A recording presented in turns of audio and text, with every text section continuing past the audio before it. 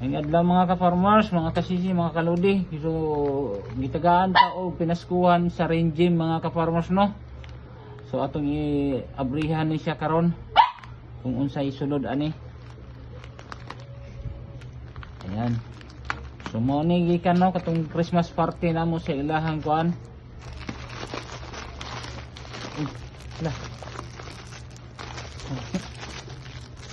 Yan.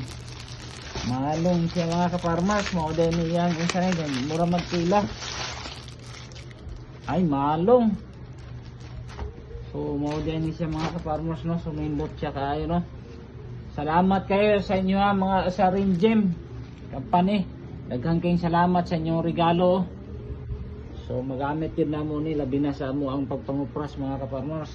So sa akong mga followers, supporters dito na mo magbaligya o kupras ninyo sa Rain Gym, labi na gitong katong taga Oriental. Sa taga Rain Gym, daghang kayong salamat. Bye bye.